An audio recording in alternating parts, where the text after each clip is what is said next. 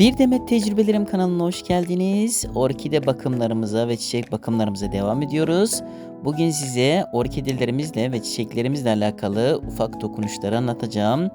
Evet, yaz ayında sıcak aylardan geçiyoruz. Bu aylarda orkidelerimizin ve çiçeklerimizin su ihtiyaçlarını iyi kontrol etmemiz lazım. Çabuk susayabiliyorlar. Evet, şu kekimiz yavaş yavaş büyüyor.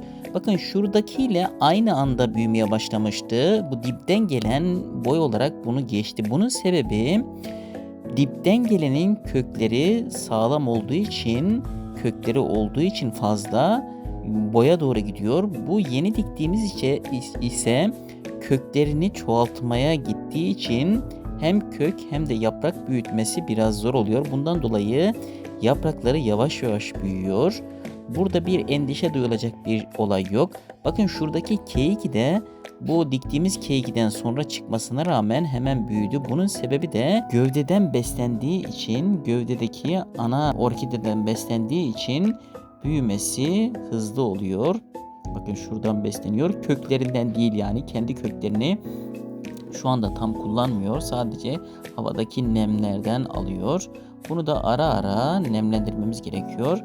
Evet, küpe çiçeğimiz çiçekleriyle devam ediyor. Küpe çiçeğinin en önemli özelliği toprağı iyice kurumadan sulamamız gerekiyor ve yapraklarına arada su fışkırtmamız gerekiyor. Bu sabah ve akşam yaparsak daha iyi olur. Bu önemli bir bilgi. Eğer böyle sulamasına dikkat ederseniz sürekli çiçek açan küpe çiçeklerine kavuşabilirsiniz. Böyle sürekli ucundan tomurcuklar çıkıyor. Evet, menekşemiz çiçeklendi yeniden.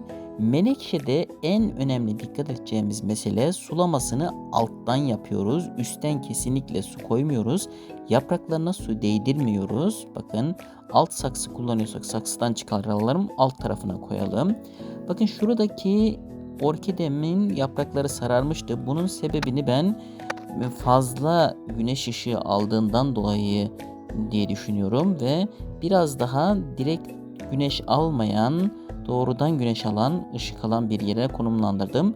Yaprağının sararmasını, geçmesini bekliyorum. Bu bir süreç işi. Sabırlı olmak gerekiyor ve sulamasına, bakımlarına dikkat etmemiz gerekiyor. Bu yaprak yavaş yavaş kendiliğinden yeşilleneceğine göreceksiniz. Evet, şuradaki menekşemde yaprak ve kök gelişimi devam ediyor.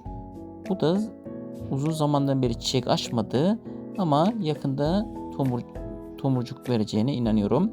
Şimdi şu orkidemi göstermek istiyorum. Bu orkidemi ben bilerek büyük saksıya diktim. Biraz daha büyük bir orkide istiyorum. Bundan dolayı çiçek açmıyor. Neden çiçek açmıyor? İyice saksısındaki köklerini büyütmesi bekliyor ve yaprak sayılarını arttırması bekliyor. Bakın şurada küçük menekşeler ayırmıştım. Bunu birlikte dikmiştik. Artık bu menekşeler çiçeklenmeye başladı. Tomurcuklanmaya başladı. Onları gösteriyorum. Bunlar saksısı küçük olduğundan dolayı özellikle yazın çabuk susuyor. Alttan su koyacağız. Menekşenin en önemli dikkat edilecek meselesi alttan koyulması. Şu menekşemde bakın alt taraftaki fazlalık dalları ayırmıştık. Onları dikmiştik. Bunları hediye ettim. Çiçekleri devam ediyor. Bakın şu alttan yeniden yavrular çıktı. Bu yavrular da belli bir büyüklüğe ulaştıktan sonra ayırmasını yapacağız. Yeniden dikeceğiz. Menekşeyi dediğim gibi alttan su koyacağız. Üstten kesinlikle su koymuyoruz. Yapraklarına su değdirmiyoruz. Evet, şuradaki orkidemin çiçekleri artık solmuştu. Budamasını yaptım. Budamasını nereden yapıyoruz? En son çiçek çıkan yerin hemen altındaki boğumun az üstünden budama yapıyoruz. Bu alttaki boğumlardan yeniden çiçek çıkacak ama sabırlı olmamız gerekiyor. Hemen çiçek çıkmaz. Orkideler çiçeklerini döktükten sonra öncelikle yapraklarını yenilemeye, yeni yapraklar çıkartmaya başlar. Evet, şurada da gösterdiğim gibi en son çiçek çıkan yerin hemen altından boğumun üstünden budamasını yaptım. Bakın bu boğumların üzerindeki koruma iplerini soymamamız gerekiyor. O çiçek açacağı zaman zaten açar. Evet, şu orkidem çiçekleri devam ediyor bakın. Harikulade çiçekleriyle mest ediyor. Evet, orkidelerimizde en önemli dikkat edeceğimiz mesele sulamaya ihtiyacı olup olmadığını belirlemektir. Bunun için yapacağımız şey köklerine bakmaktır. Bakın burada köklerini gösteriyorum gayet yeşil bir şekilde. Evet. Dış saksı yazın nem tutmasıyla alakalı önemli. Evet, çiçekleriyle meslediyor. Harika çiçekleri. Dış saksı kullanıyoruz. Dış saksıyla nemi tutuyor ama dış saksının içerisinde kesinlikle su bırakmamamız gerekiyor. Bakın şöyle köklerini gösteriyorum. Yemyeşil kökleri duruyor. Bu şekilde yeşilken sakın sulamayın. Kökleri grileşince, bakın bu toprağın içerisindeki kökler grileştikten sonra sulayacağız ve daldırma usulüyle sulayabiliriz. Eğer üstten su koyacaksak da direkt yapraklarına değil toprağına koyacak şekilde koyacağız. Ve saksısında su bırakmayacağız. Alt saksı kullanıyorsak saksıda su bırakmayacağız. Evet, şöyle saksısını göstereyim. Bakın hiç su yok. Evet, saksıdaki fazla su köklerin çürümesine neden olabilir. Ve saksısı, bakın dış saksı şöyle biraz boşluklu olması gerekiyor. Hava akımının iyi olması için bu boşluk da önemli. Yani tam sıkan bir dış saksıya koymamamız gerekiyor. Evet, şu çiçeğim yeniden çiçek açtı. Bunun çiçeği dökülmüştü. İkinci kez çiçek açtı. Yapraklarını da büyütmeye çalışıyor. Bu çiçeklerin yaprakları sararıyordu. Bakın şuradaydı. Biraz fazla ışık alıyor diye. Bazı orkideler biraz daha hassas oluyor. Evet, şuradaki sarı orkidem yeniden yaprak çıkarttı. Bakın şurada yeniden yaprak çıkarttı. Çiçekleri de devam ediyor. Evet, şu pembe orkidem de çiçekleri uzun zamandan beri devam ediyordu. Hala da devam ediyor. Bunun yaprakları biraz az. Yapraklarının çoğaltmasını bekliyorum.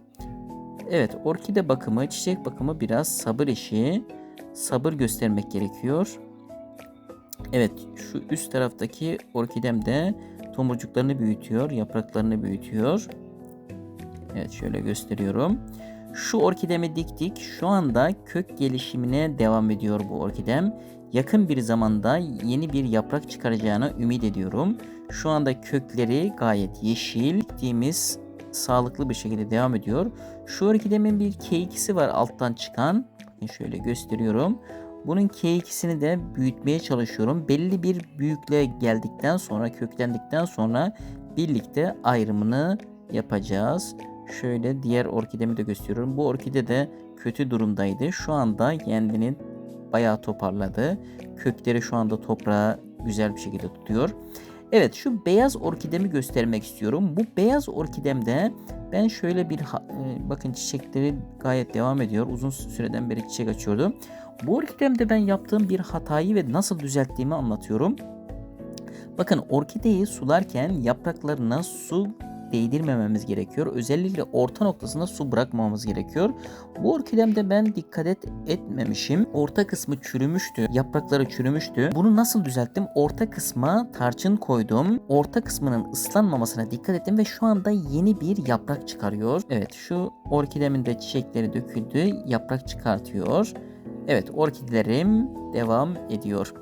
Evet, izlediğiniz için çok teşekkür ederim. Orkidelerle ve çiçek bakımlarıyla alakalı sizler de tecrübelerinizi yorumlarda yazarsanız memnun olurum. Sorularınız varsa yorumlarda yazarsanız cevaplamaya çalışırım. Abone değilseniz abone olur, like atar ve videomu paylaşırsanız çok memnun olurum. Bir sonraki videomda görüşmek üzere. İyi günler.